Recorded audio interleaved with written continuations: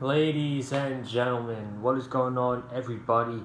This is Joseph Conlon coming to you on Sunday, May 3rd, with your news and rumors video. A whole new week of news and rumors. This week kind of flew by fast, and I mean, the same stuff with this quarantine and just chilling in. At least the weather's nice, so I can get outside more, play some basketball and all that stuff. The weather's getting better here in New Jersey, but got another nice day outside today. But that's not what we're here to talk about. We're here to talk about this week's news and rumors in pro wrestling. Got three topics lined up for you today. Why Kevin Owens and Jimmy Uso are out. They're out with injuries, and the Usos and Kevin Owens have been off TV for a while now, and they're both injured. We'll go over their injuries today here on the channel. I got a possible reason of why Apollo Crews got pulled out of the Money in the Bank ladder match. We'll go over that. Is it going to benefit him at the end of the day? It might, after what I tell you. And finally, the main event topic of the week. This was great news that was reported on Friday. Is that Florida Governor Ron DeSantis is opening up sporting venues of 25% seating capacity for UFC, WWE, and AEW. So that'll be our main event topic of the day. We'll go over that right here on the Big Faith Field channel. But before I talk about those news and rumors, make sure you guys go check out this week's videos here on the channel. We got the Monday Night Raw review from Monday, Dark Side of the Ring from Tuesday, AEW from Wednesday, and NXT from Thursday. I opted not to do a SmackDown review this week. I just was barely paying attention to the show, that I didn't even live tweet during the show, and there was just nothing of importance on the show. So I was like, you know what? No point of doing SmackDown this week. So I'm just going to cancel that out and let it go for this week. So if you haven't already, go check out those videos now on the channel. Without further ado, let's start with the news.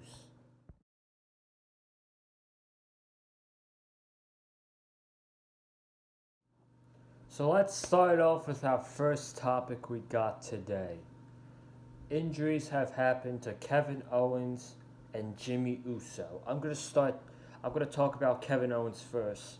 So us fans have been wondering where Kevin Owens has been the past weeks on Monday Night Raw. Is he stuck in quarantine? Is he quarantining himself with his family? Is he telling WWE, I'm not coming to work during this time? Well, I actually got two reasons. I got two reasons why Kevin Owens has been off TV this past few weeks. Apparently, Kevin Owens was in an interview from somebody in Montreal, Quebec, that he suffered an ankle injury during his match with Seth Rollins at WrestleMania, and he said it was either going to be a small fracture in his ankle or a high ankle sprain, and that he would be out for a few weeks and he would have to rest up his ankle. But the other reason he's been out, because he said the good thing about WWE is you don't have to come to work during this time if you don't want to. And he said, during a time like this, I want to be home with my family, making sure that they're safe, because he's got, I believe, 2 girls and a wife, so I can't blame him for that, staying home and wanting to be with his family. And now that he's injured and he's resting his ankle, number one, he could stay with his family, and number two, he can rest up his ankle, and then when maybe things get back to a little normal, he can come back and hopefully have a top spot on Monday Night Raw, because he's just that damn good, and he's Kevin Owens. So that's the news on Kevin Owens. and his injury, Jimmy Uso, is much, much more heartbreaking. It was reported yesterday afternoon by multiple sources that Jimmy Uso will be out for 6 to 9 months with a torn ACL/MCL. That is absolutely heartbreaking, not just for Jimmy Uso, but for Jey Uso as well, because Jimmy Uso last year was dealing with drug problems, and he was drinking when driving, and he refused to take a DUI test on the side of the road from the police, and he was arrested, and then they got pulled off of television last summer, I believe from July until January, and then they came back on the first episode of SmackDown of 2020. They were placed in the Roman Reigns Baron Corbin feud, and then they were put in the SmackDown Tag Team title picture. They were in the Elimination Chamber match this past year, and then they were in the SmackDown Tag Team title match at WrestleMania, and that's where I think he would probably get hurt in the ladder match, because he didn't have a match after that where he hurt. So that is just absolutely heartbreaking, and I did not want to report. I never wanted to report this, but it's big news. It really is big news, because these guys were out for 6 months trying to get their problem solved, and now Jimmy Uso, he tore his ACL, and the Usos are out of action for Jimmy Uso's out for action 6 to 9 months, and it sucks for Jey too, because you think WWE is going to push Jey Uso as a single start? I don't really see that. I don't see that happening for Jey Uso. He was on the sideline when his brother was dealing with drug problems and driving, so he's probably going to stay with his brother as well. And it just sucks that the Usos have to go through this, and it's a huge loss for SmackDown Tag Team Division, in my opinion, because now you only got the New Day, the Miz, and you got most of your SmackDown Tag Team Division competing at Money in the Bank. And you got Otis, who's supposed to be in heavy machinery with Tucker. You got Otis in the Money in the Bank ladder match. So we need Tucker back as soon as possible, so that he and Otis can be a top babyface in the tag team division on SmackDown. It's just very heartbreaking news to hear that Jimmy Uso is going to be out for 6 to 9 months with a torn ACL.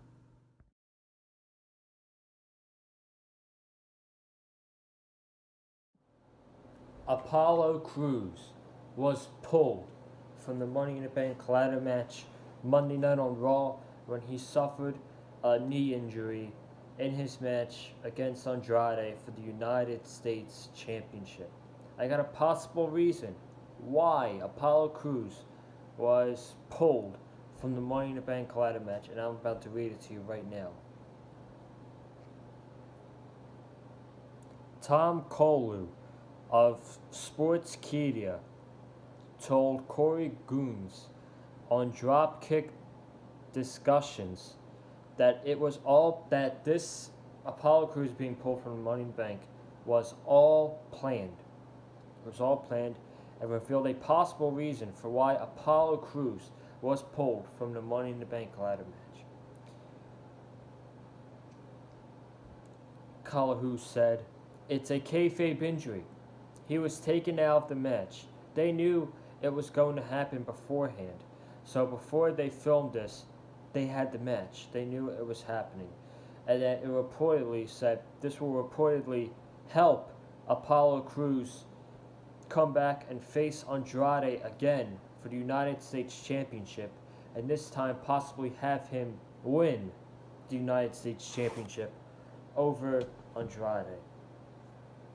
It sucks it really does suck to see a guy like Apollo Crews, who was on the main roster for 4 years. He gets treated like shit. He's a main event guy, wrestles on main event. No push. Guy's a really underrated wrestler. The only problem he really has is he doesn't have a character, but I mean, I guess they could work on that, but now Apollo Crews gets traded from SmackDown to Raw, and they sort of see giving him TV time. He had a freaking 25-minute match on the Raw after WrestleMania against Aleister Black.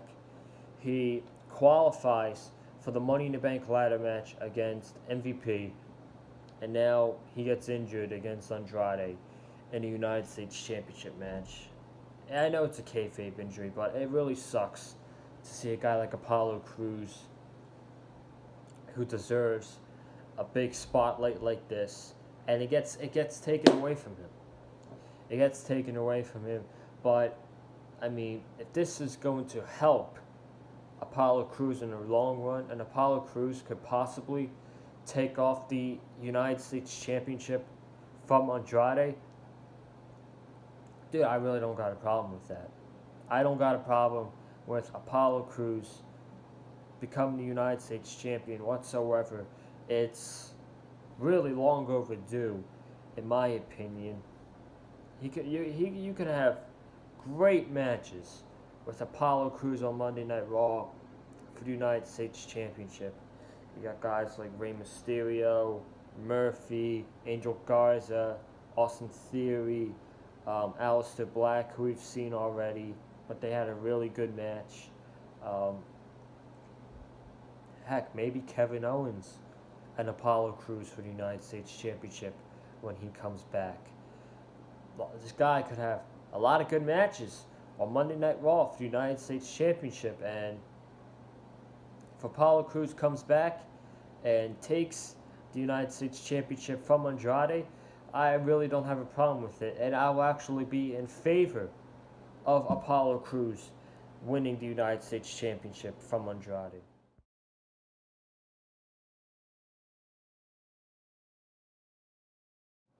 Finally, guys, before we get out of here today, we got your main event topic of this news and rumors video here on the Big Fight Fuel channel. Florida Governor Ron DeSantis allowing 25% seating capacity at WWE, UFC, and AEW shows starting as early as Monday, May 4th, which is tomorrow. I got a whole article that I'm going to read to you right here, and then I'm going to give you my thoughts. I got a lot to say on this, and it's mostly good. Mostly good. Florida Governor Ron DeSantis has revealed his guidelines for reopening the state of Florida, and it looks like pro wrestling will be able to welcome fans as soon as Monday, May 4th. According to the guidelines, large spectator sporting events can include fans, but they should adhere to social distancing guidelines, and the building venue should be at 25% capacity. We'll go over that in a little bit when I'm done reading this. DeSantis guidelines for sports state the following. Large spectator sporting events should use strict social distancing guidelines and limit occupancy, I don't know how to say that word, my apologies, of venues to 25% of building capacity.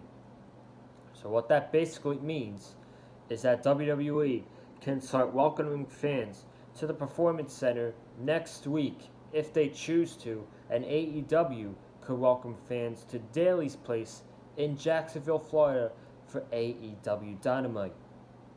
In addition, Oklahoma is in the process of resuming sporting events in the state as well. The official website for Oklahoma Governor Kevin Stitt noted that in the following press release, starting on May 1st, which was this past Friday, restaurants, movie theaters, gyms, and sporting venues can reopen statewide if they adhere to strict social distancing and sanitation protocols. Dave Meltzer of Wrestling Observer noted that Stitt wants to resume pro wrestling, MMA, and boxing events as a way to generate revenue. This is fantastic. This is fantastic news. Is it a little bit too early to do this? Maybe. Maybe so. I might think it's a little too early, but hey, I mean, if you got the governor of Florida saying, hey, we can allow 25% capacity at WWE, UFC, and AEW shows, why wouldn't those companies take advantage of it?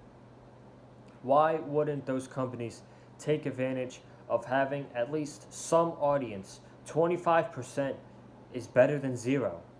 Having a little bit of audience is better than zero.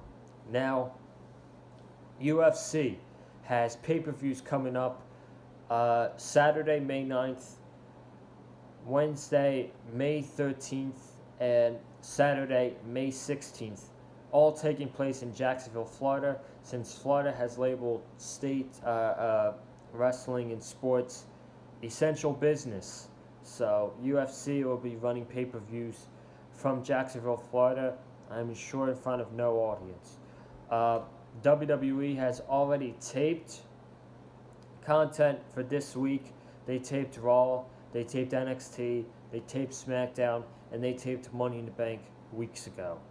I don't know when they would be allowed to. I don't know when WWE would be allowed to have some sort of fan capacity at the Performance Center, if it's in the middle of May or if it's at the beginning of June.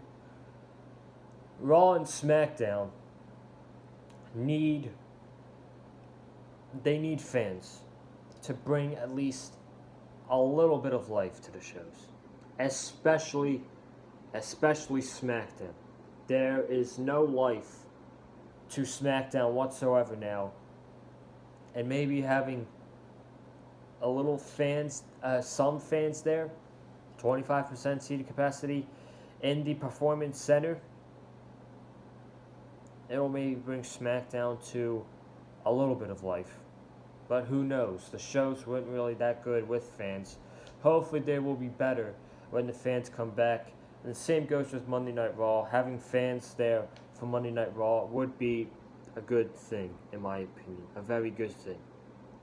NXT is producing really good shows without fans. But having fans in the NXT arena, the Full Sail arena, the audience at Full Sail is half the reason why I believe NXT is one of the best shows of the entire week for pro wrestling, because the 400 people at Full Sail are pretty damn loud, in my opinion, every single week for NXT.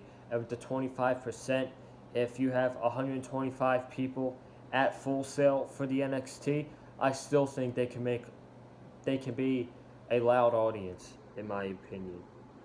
Because NXT's got some freaking passionate fans, or 100 fans, 125 fans, whatever.